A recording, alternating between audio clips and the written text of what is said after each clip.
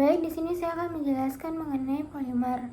Polimer itu merupakan makromolekul yang berukuran sangat besar yang tersusun dari gabungan berulang molekul-molekul yang sederhana yang disebut sebagai monomer. Pembentukan polimer ini terjadi melalui reaksi polimerisasi, yaitu proses pengikatan monomer-monomer secara kimiawi hingga membentuk rantai panjang. Monomer ini dapat diibaratkan sebagai bata penyusun, sedangkan polimer itu adalah tembok yang terbentuk dari susunan bata tersebut. Karena struktur rantainya itu yang panjang dan berulang, polimer ini memiliki sifat fisik yang khas seperti kuat, ringan, dan tahan terhadap air. Polimer ini dapat diklasifikasikan berdasarkan 4 aspek pertama, yaitu adalah berdasarkan sumbernya, bentuk rantainya, susunan monomernya, dan sifat termalnya. Keempat aspek ini membantu kita memahami karakteristik dan kegunaan suatu polimer secara lebih mendalam. Klasifikasi pertama itu adalah berdasarkan sumber polimer tersebut itu berasal. Polimer ini dibagi menjadi dua, yaitu polimer alam dan juga polimer buatan. Polimer alam ini adalah polimer yang keberadaannya sudah terjadi secara alami tanpa campur tangan manusia. Contohnya itu adalah selulosa yang terdapat pada dinding sel tumbuhan, protein yang menyusun tubuh makhluk hidup, karet alam yang disadap dari pohon karet, serta serat alam seperti kapas, rami, jute, dan juga rayon. Nah, sedangkan polimer buatan itu adalah polimer yang sengaja dibuat oleh manusia melalui proses sintesis dari senyawa-senyawa kimia.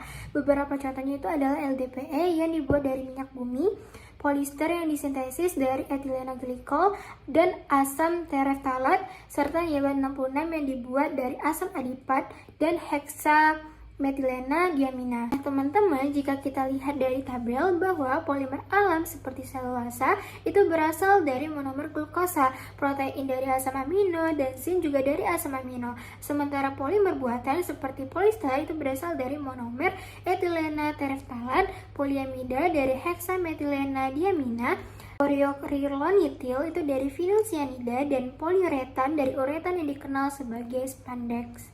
Nah, klasifikasi kedua itu adalah berdasarkan bentuk rantai polimer. Nah, terdapat dua jenis, yaitu polimer linear dan juga polimer cabang. Polimer linear itu adalah polimer yang tersusun atas satu rantai panjang yang kontinu, tanpa adanya percabangan dari rantai tersebut. Namun, perlu kita pahami bahwa polimer linear itu tidak selalu berbentuk lurus secara fisik. Hal ini dikarenakan atom karbon dalam ikatannya dapat bebas berotasi di dalam molekul, sehingga polimer linear ini bisa ditemukan dalam berbagai bentuk atau yang disebut dengan konformasi. Nah, teman-teman, contoh rantai dari polimer linear yaitu adalah struktur PFC atau polyvinyl chloride. Nah, seperti gambar yang ada di slide PPT. Nah, pada gambaran pertama itu merupakan ikatan yang terbentuk pada polimer linear, yaitu interaksi van der Waals atau ikatan hidrogen. Nah, pada gambaran kedua itu merupakan ikatan yang terbentuk itu mudah panas atau rusak oleh panas, sehingga polimer ini dapat dibentuk kembali. Nah, saat pendinginan, ikatan pada polimer linear itu terbentuk kembali. Selanjutnya itu adalah polimer bercabang. Polimer bercabang ini itu adalah polimer yang tersusun dari rantai utama dengan satu atau lebih cabang yang terikat padanya. Polimer bercabang ini memiliki beberapa tipe khusus. Yang pertama adalah copolimer yang menyerupai sisir dengan cabang-cabang tertentu. Yang kedua adalah network polimer yang membentuk jaringan saling terhubung. Yang ketiga itu adalah star polimer yang cabangnya memancar dari satu titik pusat. Dan yang terakhir adalah dendrimer yang bercabang secara simetris dan berlapis seperti pohon. Struktur rantai bercabang ini cenderung menurunkan tingkat kristalinitas dan densitas polimer tersebut, sehingga sifatnya berbeda dari polimer linear. Nah, selanjutnya saya akan menjelaskan mengenai klasifikasi yang ketiga, yaitu berdasarkan susunan monomernya. Di sini saya akan menjelaskan mengenai homopolimer. Homopolimer ini adalah polimer yang tersusun dari satu jenis monomer yang sama secara berulang-ulang. Artinya, seluruh unit penyusunnya berasal dari molekul dasar yang sama, sehingga sehingga struktur polimernya cenderung lebih sederhana dan seragam. Karena tersusun dari satu jenis monomer, homopolimer ini biasanya memiliki sifat yang lebih konsisten, seperti kekuatan, kekakuan, elastisitas yang relatif sama di seluruh bagiannya. Homopolimer ini banyak digunakan dalam kehidupan sehari-hari karena mudah diproduksi dan dapat disesuaikan dengan berbagai kebutuhan, misalnya untuk bahan plastik, serat sintesis, maupun bahan pelapis. Beberapa karakteristik umum homopolimer ini yaitu tersusun dari satu jenis monomer saja, memiliki struktur yang lebih sederhana dibandingkan jenis polimer yang lain, sifat fisiknya cenderung seragam, dan umumnya lebih mudah dipelajari serta diproduksi. Secara sederhana, homopolimer ini dapat dibayangkan seperti rangkaian yang tersusun dari satu jenis komponen yang sama berulang kali, sehingga menghasilkan suatu material dengan sifat tertentu yang bermanfaat bagi kehidupan manusia. Contoh struktur dari homopolimer yaitu polietilin, yang monomernya itu adalah gas etilena yang menghasilkan botol minum, plastik, dan juga tempat bekal makanan. Klasifikasi yang keempat itu berdasarkan sifat termal polimer, yaitu bagaimana polimer ini merespon perubahan suhu. Terdapat dua jenis, yang pertama itu adalah termoplastis dan yang kedua adalah termoset. Nah, polimer termoplastik ini adalah polimer yang hanya memiliki sedikit ikatan silang atau crosslink antar rantainya. Karena itulah polimer ini bersifat mudah ditekuk dan akan melunak apabila dipanaskan, lalu mengeras kembali saat didinginkan. Sifat ini membuatnya dapat didaur ulang. Contohnya adalah polietilin, polipropilin, polikarbonat, dan polistirin. Analoginya seperti es batu, ia bisa mencair saat dipanaskan dan kembali membeku saat didinginkan. Sebaliknya, polimer termoset ini memiliki banyak ikatan silang, sekitar 10 hingga 50% dari unitnya. Akibatnya, polimer ini bersifat keras, rapuh, dan tidak dapat melunak kembali. Meskipun dipanaskan, sekali terbentuk, strukturnya sudah terikat secara permanen. Contoh itu adalah karet tervulkanisir, epoksi, dan resin polister, dan resin fenolik. Analoginya seperti telur yang dimasak. Begitu matang, ia tidak dapat kembali ke bentuk mentahnya. Baik, saya akan melanjutkan di bagian polimerisasi adisi, di mana polimerisasi adisi adalah polimerisasi ketika proses pembentukan polimer dari monomer alkena menggunakan sejumlah kecil inisiator sebagai pemicu reaksi. Nah, mekanisme ini bekerja melalui pertumbuhan rantai, di mana ujung rantai ini yang sangat reaktif ini akan menyerang ikatan CC monomer baru hingga terbentuk rantai polimer yang panjang.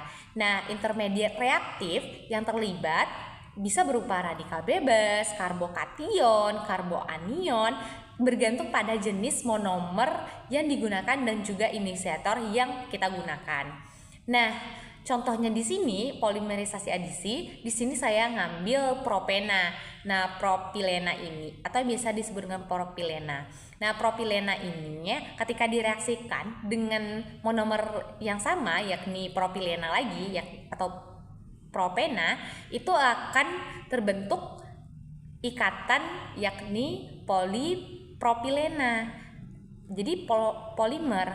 Nah, kan kita tahu bahwasannya monomer ditambah monomer berarti dia jadi polimer. Nah, ini dia contohnya.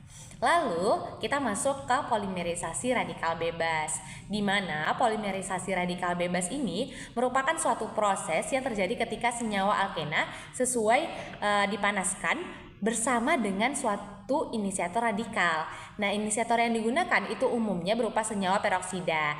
Nah, khususnya radikal peroksida atau yang biasa kita sebut dengan RO radikal. Nah, yang terbentuk melalui pemutusan ikatan oksigen OO yang relatif lemah dalam peroksida organik. Nah, sebagai contoh itu senyal styrena dapat mengalami polimerisasi membentuk polistirena ketika dipanaskan pada suhu sekitar 100 derajat Celcius dengan adanya inisiator benzoil peroksida.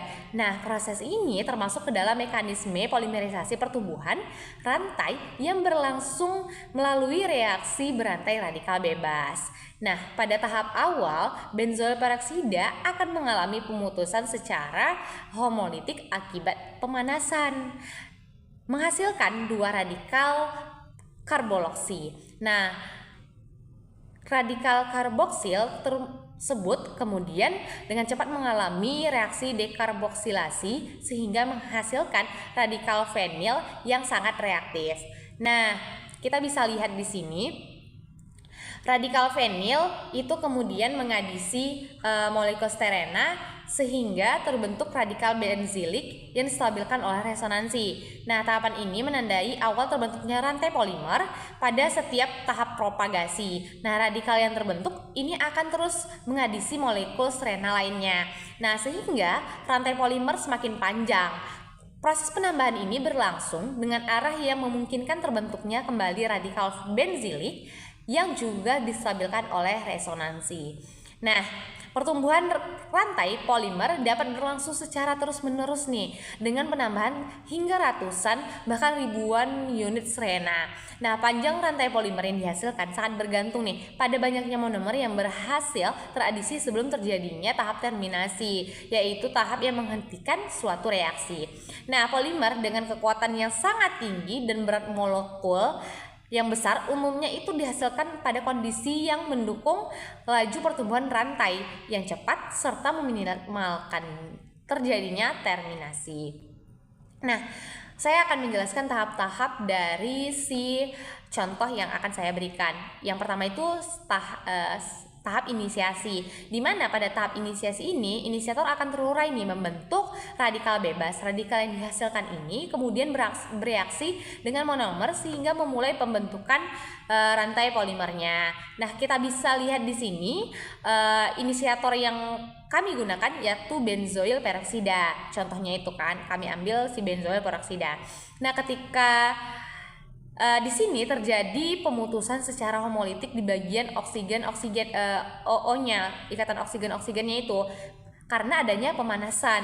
Nah, di sini juga terjadinya pemutusan pelepasan si karbon dioksidanya, CO2-nya. Terjadi pelepasan juga secara berbarengan. Nah, bisa kita lihat di sini secara jelasnya kalau misalkan kita buat si benzoil peroksida ini kan tadi saya bilang bahwasannya dia ikatan OO-nya itu terputus secara homolitik. Nah, satu ke kiri dan juga satu ke kanan, makanya arah panahnya itu setengah. Nah, lalu dengan adanya pemanasan juga si karbon dioksidanya ini lepas. Nah, kita bisa lihat di sini itu ada reaksinya di situ. Nah, terbentuklah dua radikal benzoloksi. Nah, ketika terjadi pemanasan, ketika si CO2-nya itu putus, maka terjadilah radikal fenil. Jadi terbentuk radikal fenil. Nah, radikal fenil ini ketika direaksikan dengan serena, maka ikatan pi yang ada di serena ini putus secara homolitik. Yang satu ke radikal fenil ke radikalnya dan yang satunya ke C di serena itu.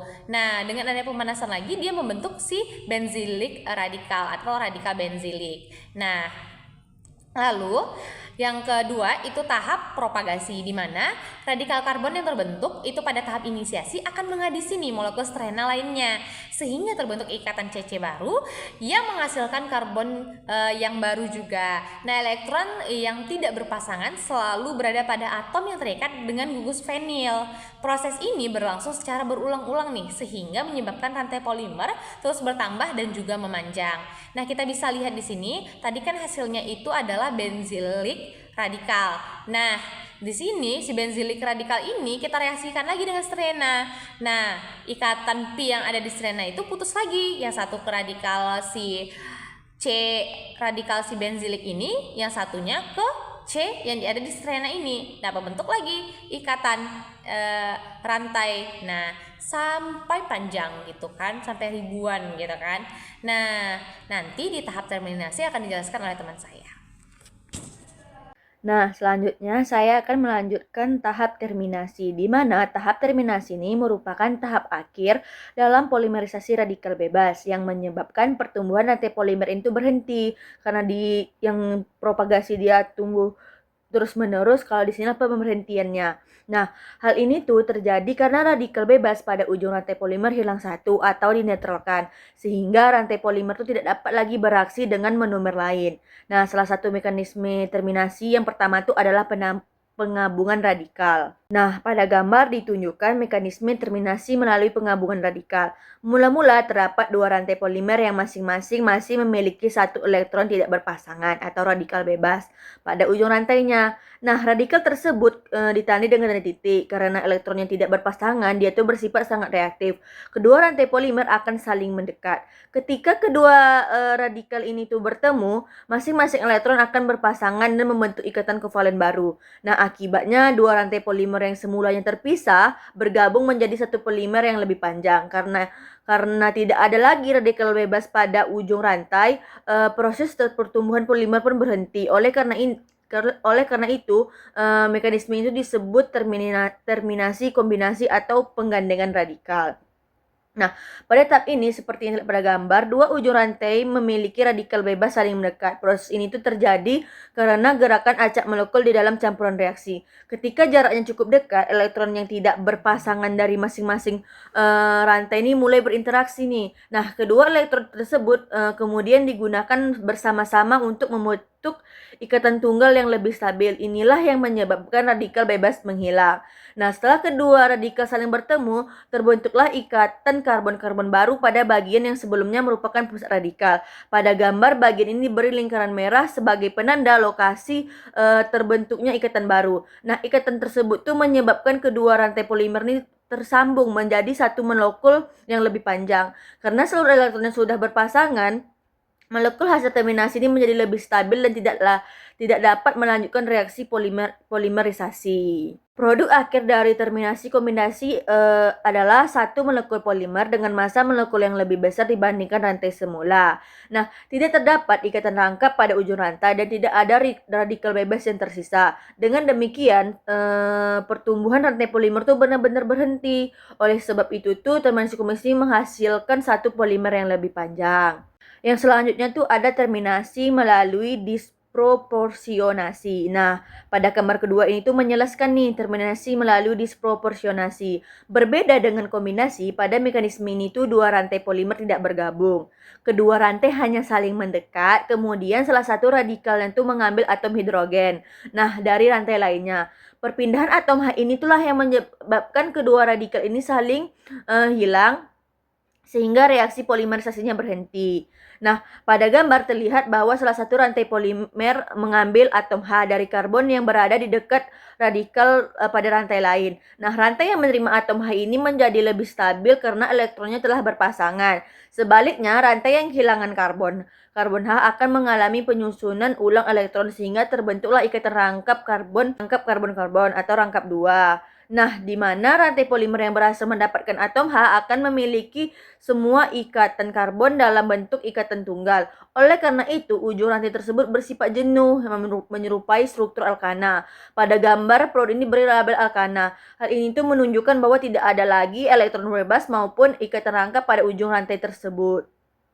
Sementara itu, rantai polimer yang kehilangan atom H akan membentuk ikatan rangkap 2 pada ujung rantainya. Karena adanya ikatan rangkap tersebut, produk ini disebut tak jenuh atau menyerupai struktur alkena.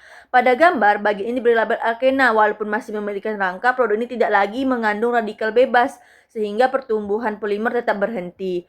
Berbeda dengan terminasi kombinasi yang menghasilkan satu polimer panjang, sementara terminasi disproporsionasi itu menghasilkan dua molekul polimer yang terpisah, yaitu satu polimer dengan ujung jenuh yaitu alkena dan satu polimer lagi dengan ujung tak jenuh alkena. Nah, kedua produk tersebut itu sudah stabil karena tidak memiliki radikal bebas nih teman-teman, sehingga dia itu tidak dapat lagi melanjutkan proses propagasi karena dia sudah berhenti di tahap disproporsionasi ini. Nah, baik, selanjutnya yang kita bahas itu adalah polimerisasi adisi kationik. Nah, polimerisasi adisi kationik itu apa sih? Nah, polimerisasi adisi kationik itu adalah polimerisasi yang dia itu melibatkan ion positif nih atau karbokation sebagai pusat aktif reaksinya. Nah, jadi karbokation itu apa? Karbokation itu adalah atom karbon yang dia ini memiliki muatan positif gitu karena kekurangan elektron sehingga dia itu sangat reaktif. Nah, pada polimerisasi adisi kationik itu kan dia menggunakan karbokation ya kan. Nah, jadi karbokation ini memiliki urutan kestabilan. Nah, urutan kestabilannya seperti apa? Itu yang pertama, bisa kita lihat dari PPT itu adalah yang paling stabil itu adalah benzilik, setelah itu diikuti oleh karbokation tersier, karbokation sekunder, karbokation primer, dan metil. Nah, jadi bisa dilihat semakin banyak gugus alkilnya maka semakin banyak juga nih dorongan elektron sehingga muatan positifnya ini makin stabil. Nah, itu juga yang membuat benzilik berada di karbokation yang paling stabil karena dia memiliki banyak gugus alkil. Nah, selanjutnya pada polimerisasi adisi kationik ini juga diperlukan yang namanya inisiator. Nah, inisiator itu apa? Tadi sudah dibahas, yaitu inisiator adalah zat yang memulai reaksi polimerisasi. Nah, jadi dia nih yang pertama kali membentuk suatu spesies aktif, bisa radikal bebas, bisa kation, ataupun bisa anion. Namun, pada polimerisasi adisi kationik ini yang dihasilkan adalah kation yang nantinya ini akan menyerang monomer dan memulai terjadinya reaksi polimerisasi. Nah, jadi inisiator yang kita gunakan itu pada polimerisasi adisi kationik itu ada BF3, AlCl3, TiCl4 dan SnCl4. Nah, selanjutnya itu masuk kepada tahapan mekanisme. Nah, jadi di tahapan mekanisme ini tahap yang pertama terjadi adalah inisiasi. Nah, inisiasi di sini dia merupakan tahap pembentukan karbokation. Kita ambil contoh isobutilena. Nah, di sini isobutilena akan direaksikan dengan inisiator yaitu AlCl3, BF3 ditambah dengan H+. Nah, di sini akan terbentuk karbokation di mana ikatan rangkap pada isobutilena ini akan memberikan elektronnya kepada CH2 di sini, sehingga CH2 akan menjadi CH3 dan C yang di sini karena dia tadi sudah memberikan ikatannya kepada C yang di sebelahnya, maka dia akan menjadi suatu karbokation. Karbokation yang terbentuk itu adalah karbokation tersier.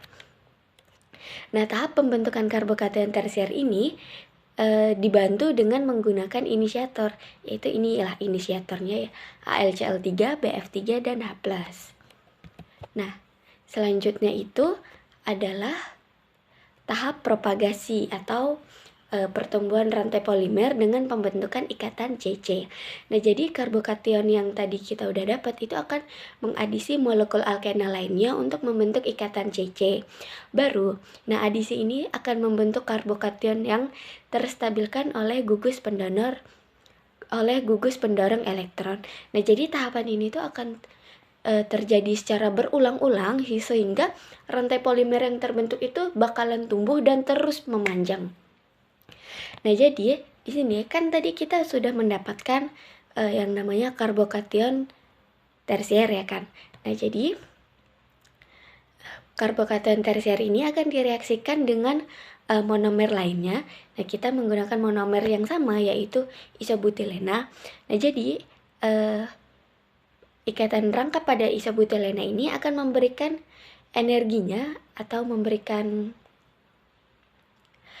elektronnya kepada karbon di sebelahnya atau CH2 sehingga CH2 ini dia akan kelebihan elektron. Nah, jadi kan karena dia kelebihan elektron dia akan membentuk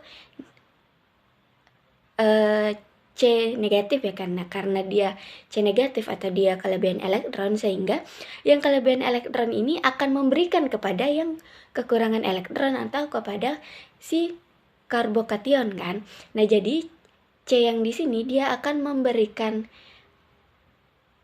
kelebihannya itu kepada karbokation yang di sini.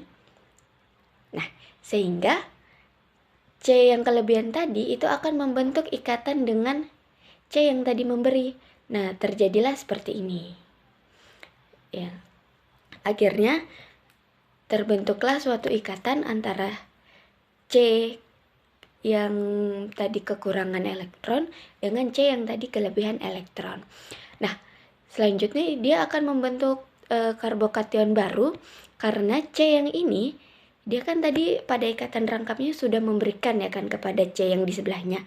Nah, karena dia sudah memberikan pada C yang sebelahnya, alhasil C ini akan membentuk karbokation baru. Nah, jadi reaksi ini akan berulang-ulang terjadi sehingga dia rantainya akan bertambah panjang. Nah, selanjutnya itu untuk tahap penghentiannya kita menggunakan yang namanya tahap terminasi, di mana ini tuh akan tahap ini tuh dia akan melepaskan proton untuk membentuk ikatan pi baru yang dia nantinya akan mengakhiri proses polimerisasi. Nah, jadi untuk menghentikan reaksi propagasi, maka dia memerlukan reaksi terminasi di mana dia melepaskan proton, ya kan. Nah, pada tahap terminasi ini dia akan melepaskan H+. Nah, jadi CH3 di sini salah satu H-nya itu akan melepaskan diri. Nah, jadi ikatan antara C dan H yang di sini itu ikatannya akan lepas sehingga C ini akan membentuk ikatan pi baru. Nah, dari CH3 ini dia akan membentuk, karena CH3 H yang satu terlepas sehingga hanya CH2. Nah, karena dia terlepas, membentuklah ikatan pi baru yang membentuk ikatan rangkap. Nah, jadi dengan pelepasan H+ inilah maka akan terbentuk ikatan pi baru yang membentuk ikatan rangkap sehingga proses polimerisasinya terhenti. Nah, contoh dalam kehidupan sehari-harinya pula pada polimerisasi adisi kationik itu ada yang pertama namanya itu polyvinyl ether. Nah, dia ini dihasilkan dari monomer vinyl ether. Nah, jadi polimer jenis ini tuh dia sifatnya tuh sangat fleksibel sehingga dia sering dimanfaatkan sebagai bahan perekat khusus dan pelapis. Nah, contoh yang kedua itu ada dari polistirena. Nah, ini tuh dia terbentuk dari monomer stirena, di mana proses kationiknya pada stirena ini dia menghasilkan kation yang stabil atau terdelokalisasi. Nah, polistirena ini pun banyak digunakan gitu untuk insulasi atau bisa juga untuk cangkir sekali pakai dan kemasan plastik. Baiklah, sebelumnya izin kepada Ibu dosen pengampu dan teman-teman semua. Di sini saya akan melanjutkan materi mengenai polimerisasi adisi anionik. Nah, jadi polimerisasi adisi anionik itu merupakan reaksi pembentukan polimer yang berlangsung melalui pembentukan intermediat karbanion atau ion bermuatan negatif pada atom karbon.